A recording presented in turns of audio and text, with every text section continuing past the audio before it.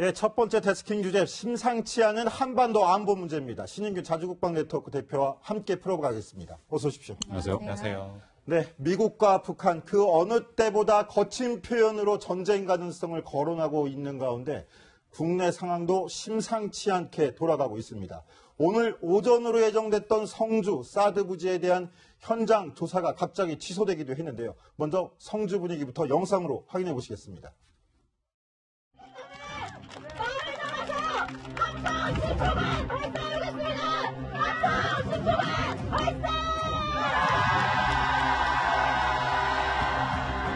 한반도 전쟁이요! 미국을 규탄한다! 한반도 전쟁이요! 미국을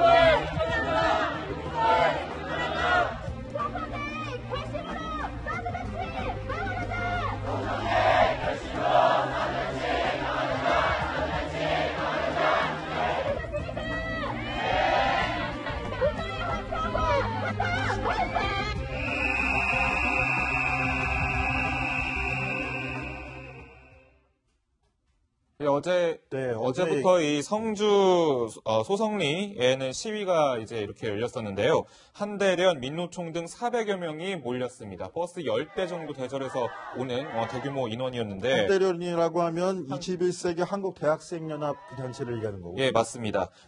어제 모여서 집회에서 어떤 좀 구호를 외쳤냐. 우리 주권을 되찾기 위해서 제2의 반미투쟁 전성기를 막기 위해 성주 사드 배치 반대 투쟁을 이제 계속하겠다라면서 주한미군 떠나라라는 구호를 외쳤고 또 사드를 가지고 떠나라라는 그 현수막을 찢는 퍼포먼스를 벌였습니다. 지금 옆에 보는 그 화면처럼 이렇게 야산을 지금 오르는 장면이 보였는데 이거는 입구에는 좀 경비가 성험하기 때문에 이 인근 야산으로 돌아서 최대한 사드 기지 인근으로 올라가기 위한 행사였습니다. 지금 보는 것처럼 이렇게 아까 말씀드렸듯이 사드를 가지고 떠나라라는 그 현수막을 찢음으로써 강한 그런 항의의 메시지를 보내고 있는데 오늘은 130여 명이 모여서요 기자회견을 열어서 똑같은 뜻을 다시 한번 전달했습니다. 자, 오늘 국방부가 당초에 사드 레이더에서 나오는 전자파가 어느 정도가 되는지 주민들도 참석시켜놓고 환경 영향 평가를 하기로 했었거든요. 근데 어저께 주민들이 참석하지 않겠다 통보를 했지만 그래도 오늘 강행하겠다 했었는데 결국은 오전에 갑자기 돌연 취소가 됐습니다. 저런 그 앞에서 펼쳐지고 있는 시위 같은 게 영향을 미쳤습니까? 시위 당연히 영향을 미쳤을 네. 거고 또 그 정책적으로 여러 가지 좀 판단이 있을 것 같습니다. 그리고 이제 그 사드를 가지고 지금 미국하고 여러 가지 협상을 하고 있고 또 그 사드를 배치를 하고 안 하고 또 그 시기를 또 조절하는 그 이면에 미국과 지금 미사일 그 탄도중량 협정 또는 방위비 분담금 앞으로 있을 뭐 그런 거 여러 가지를 가지고 이렇게 지렛대 어떤 모양을 하고 있기 때문에 그에 대한 어떤 속도 조절 뭐 그런 것도 있고 또 이제 현실적으로 말씀드리면 오늘 이제 우리 서울 지역에 비가 왔지 않습니까? 네. 그래서 저러한 것들을 조사할 수 있는 어떤 그 헬기가 이제 이륙을 못한다는 그런 어떤 기상적인 제한상 여러 가지가 복합이 됐겠죠. 자, 그런데 이게 어찌됐건 간에 현장에서 저렇게 갈등이 벌어지고 있고 얼마 전에 또 송영무 국방장관은 국회 국방에 출석해서 사드 전자파 검출되지 않았다 이렇게 얘기를 했지 않습니까?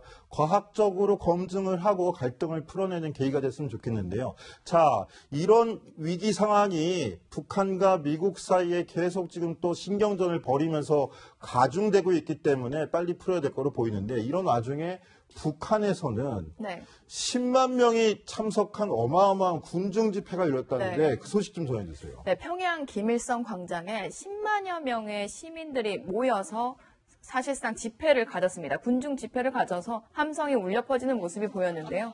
우선 북한의 미사일 도발에 대해서 국제사회가 북한에 대한 제재를 하기로 한 안보리 결의를 규탄하면서 이에 대한 북한 정부의 성명을 지지하는 그런 군중 집회였습니다. 군중 집회에는 뭐 학생들도 있었고요. 성인들도 있었는데 피켓들을 많이 들고 나왔습니다. 피켓들 나온 내용을 살펴보면 우선 미국의 핵 불벼락을 뭐 이런 구호도 있었고요.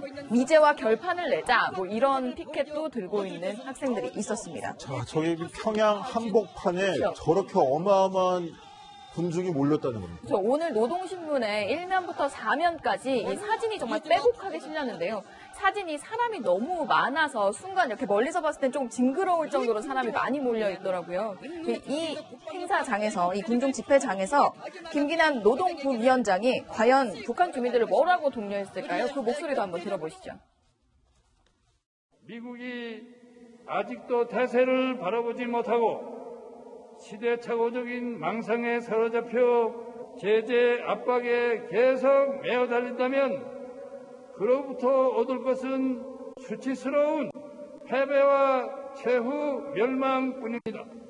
미국과 그의 붙어먹는 우리들이 제 아무리 미천할 뛰어도 최강의 핵과 대륙간 탄도로켓까지 가지고 있는 우리 공화국은 끄떡하지 않습니다. 지구상에서 미국이라는 땅덩어리를 영영 없애버리겠다는 것이 우리의 확고한 의지입니다. 자, 미국에 대한 대결 심리를 저렇게 군중 심리까지 다 모아가지고 한데 끌어모으는 모양새인데요. 자, 신인균 대표님. 조금 전에 봤듯이 한국에서는 지금 사드 반대 집회를 하고 평양에서는 저렇게 대규모 군중 집회를 열고 있습니다. 어떻게 보셨습니까? 우리 사드 반대 집회 하시는 분들, 아까 이제 여러 가지 고호들 보니까, 전쟁의 위기로 몰아넣고 있는 미국 물러가라 이런 프레카드도 있고 그렇던데, 지금 전쟁의 위기를 몰아넣고 있는 그 원천적인 소스는 지금 북한이 제공하고 있죠. 그래서, 상대를 조금, 잘 선택을 해야 된다고 생각하고, 현실을 좀 직시해야 된다고 생각하고, 엄연히, 미국은 지금 우리 동맹국입니다. 그래서, 만약에 한반도에 전쟁을 발생을 하면은, 당연히 미국은 우리 편이 될 것인데, 그럼 우리 편에게 지금 심각한 위기 상황에서 총구를 겨누는 것은 굉장히 바람직하지 않다라고 생각하고, 또 이 사드를 반대하는 어떤 그 분들이 나름대로 어떤 그 애국적인 결단으로 저렇게 하는 것일 수 있습니다. 그러나 전자파 검출을 반대를 한다는 거, 이거는 그들이 그동안 해왔던 어떤 순수성을 의심받을 수 있습니다. 왜냐하면 전자파 검출을 하면 전자파가 어떤 인체에 유해한 수준으로 검출되지 않을 것이 사실 그 확률이 더 높지 않습니까? 그렇게 되면 저 시위와 저 집회와 앞으로의 어떤 투쟁의 명분을 동력을 상실하는 어떤 그런 계기가 될 수 있기 때문에 반대를 하는 거 아니냐 하는 그런 의구심을 자아낼 수 있기 때문에 기왕에 그들이 전자파 때문에 이러한 일들이 시작이 됐으면 한번 그럼 제대로 밝혀보자.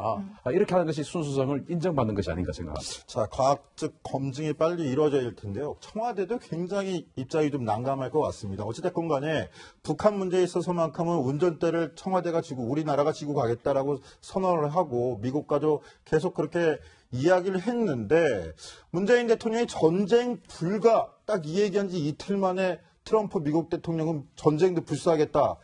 이렇게 나가고 있으니까요. 지금 북한하고 미국이 너무 고조되어 있는 상황 아닙니까? 자, 이제 우리 문재인 대통령이 사드 배치 연기하고 그 환경영향 평가 제대로 하겠다라고 한 다음 날 북한이 ICBM 쏴가지고 갑자기 이제 사드를 그 전량 배치하게끔 이렇게 돼버렸고 또 전쟁 불가하니까 또 트럼프 대통령 지금 엄청난 강도로 전쟁을 지금 하겠다는 어떤 그런 뉘앙스를 풍기고 있고 그래서 우리 청와대가 조금 전략적 어떤 사고를 가지고 발언에 신중을 좀 기했으면 좋겠다. 왜냐하면 네. 지금은 굉장히 위기의 상황이기 때문에 지금 발언을 하는 내용이 올해 4월달 버전입니다. 네.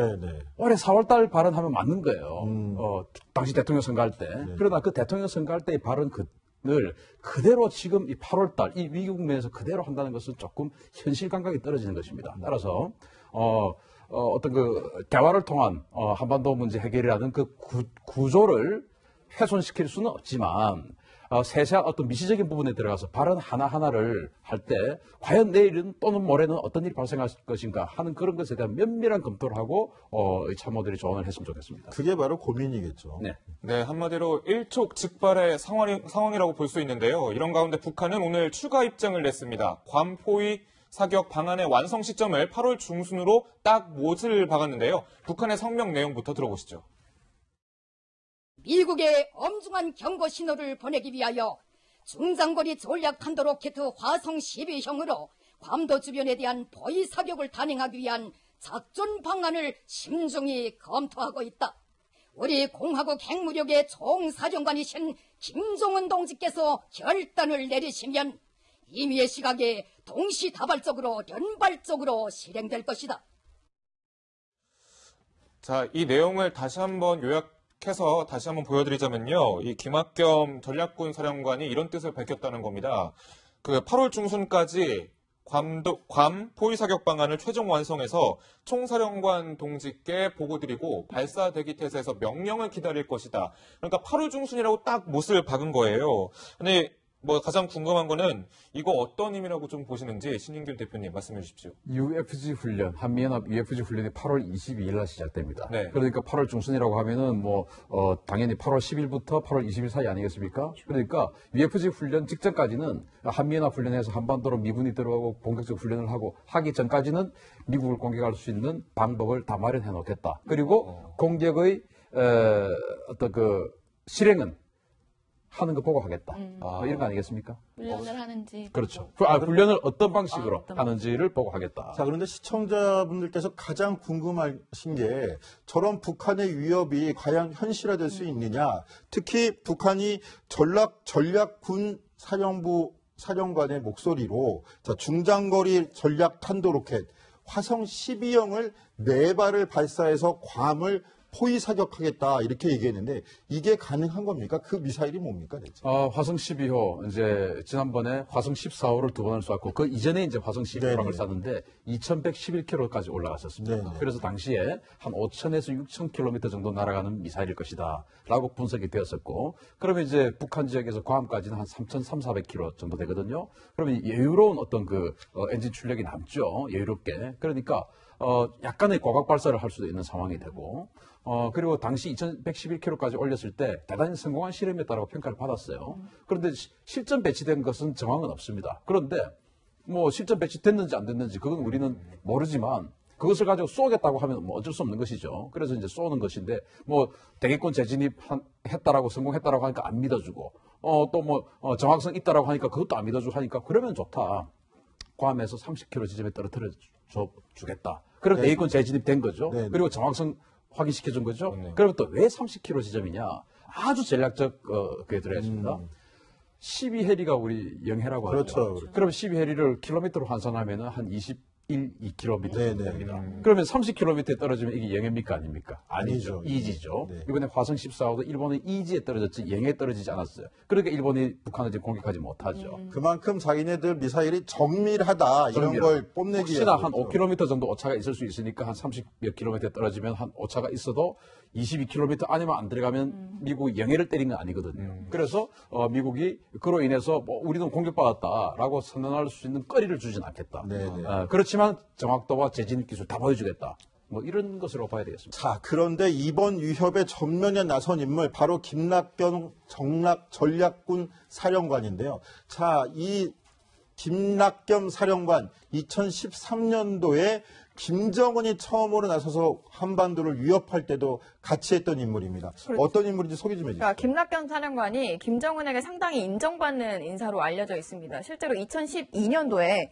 미사일 지도국이 전략 로켓 사령부로 이제 확대 재편될 때 그때 사령부의 수장을 맡았던 사람인데요. 2013년 지금 화면에 나오는 모습인데 이 전략 로켓군 사령부에 방문했을 때 수행을 했었습니다. 이때 김 사령관이. 근데 이때 공개됐던 게 지금 화면에 보이는 지도, 미국 지역까지 포함되어 있는 미 본토 지도가 등장을 했고요. 저렇게 보시면요. 뒷부분에 화살표를 해놓은 게 중간에 떨어지는 부분이 있습니다. 태평양 지역에 떨어지는 그렇죠. 부분인데 저게 바로 괌입니다. 그렇죠. 괌까지 표시가 되어 있는 미국 지도가 그때 노출이 됐었고 실제로 화면상에 북한의 군 주요 전력 현황까지 공개가 돼서 이게 실수냐 아니면 고의로 미국 본토를 생각하고 있다는 것을 흘리는 것이냐라는 의견이 분분했었습니다. 자, 신인기 대표님. 북한이 이렇게 괌을 목표로 삼는 이유가 또 있지 않습니까? 무슨 이유 때문입니까? 괌이 바로 태평양 정구, 즉 아시아 정구의 전략 보급기지입니다. 네. 괌에서 아시아에서 발생하는 모든 전쟁을 괌에서 시작합니다. 네. 거기에 이제 우리가 알고 있는 전략 폭격기들 B1, B2, B52 다 여기 괌에서 앤더슨 공군기지에서 출격을 하고요. 또 괌에 또 해군기지가 있어요. 거기에서 이제 원자력 잠수함이라든지 이런 것들이 다 보급받고 거기서 출항을 하고 또 괌에는 사전 배치 전단이라는 부대가 있습니다. 네. 그게 한 5만 톤에서 10만 톤 정도 되는 큰 수송선이 5척이 네. 있는데 그 안에 한 개 기갑 예단을 중무장시킬 수 있는 그런 장비가 탑재되어서 거기서 출격을 해서 한반도로 옵니다. 네. 그러니까 괌은 북한에게 눈에 가시 같은 존재입니다. 그러니까 미국에서 한반도에 전개할 때 그 보급선 역할을 할 수 있는 괌을 끊어놓겠다 이 그렇죠. 얘기군요. 태평양은 괌, 인도양은 디에고 가르시아. 그렇거든요. 네. 그래서 태평양의 괌입니다. 그러니까 그래서 그런지 괌 현지의 우리 교민들의 안정이 좀 걱정되지 않을 수가 없는데요. 35년째 괌에 거주하고 있다는 조진영 한인회장과 제가 직접 통화를 해봤는데요. 그 목소리 한번 들어보시죠. 전에는 없었고, 저 이번이 처음 나온 거니까 의례적으로 생각하고 있죠. 진짜로 할 수도 있는 거고, 그건 뭐 누구도 장담할 수가 없기 때문에 불안한 거죠. 폭탄 실험하고 하다 보니까 이 친구들은 한국 사람이 여기 많이 살으니까 한국 사람 때문에 쏜다고 농담 반 진담 반 하는데, 근데 아예 마음을 지명을 했기 때문에 조금 걱정스러워는 하고 있습니다. 네, 현지의 분위기도 저렇지만 실제로 국내에서 이제 괌으로 여행을 가려고 하는 여행객들도 좀 걱정이 이만저만이 아닙니다. 실제로 그 괌 여행 커뮤니티에 들어가 보면요.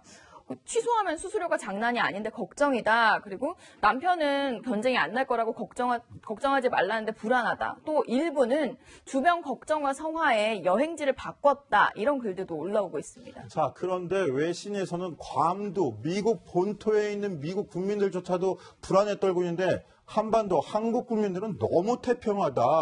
이걸 도리어 더 놀라워한다면서요. 예, 그렇습니다. 미국 LA 타임즈는 이제 한국 사람들이 놀랄 만큼 심드렁하다. 그리고 서울 분위기는 불안해하는 미국과 크게 다르다라고 하면서 우리 보고 이제 놀라야 돼 이런 반응을 좀 보이고 있는데요. 그래서 이제 실제로 해외 기자들이 만나본 한국인과 외국인의 반응이 어떻게 다른지 저희가 한번 영상을 준비해봤습니다. 한번 들어보시죠.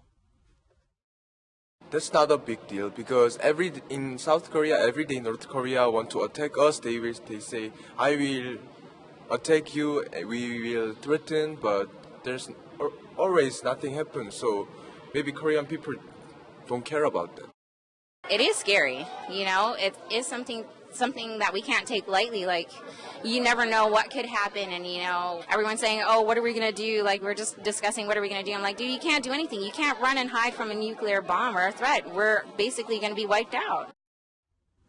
지금 한국인이냐 뭐 현지인이냐에 따라서 괌에 있는 사람의 반응도 다른데 미국 LA 타임즈가 신촌에서 만나본 대학생들의 반응도 대체로 내 생에 실제로 전쟁이 일어날 거라고 생각해 본 적이 없다라는 반응이어서 취재하던 기자가 상당히 놀랐다는 후문이 들려오고 있습니다. 이런 가운데 정치권에서 벌이고 있는 공방은 안보 문제에 어떤 도움이 될는지 모르겠습니다. 한국당과 민주당의 공방 내용 먼저 들어보시겠습니다. 그런데 이 정부는 북핵 문제에 대해서 대한민국이 주도적 역할을 하겠다.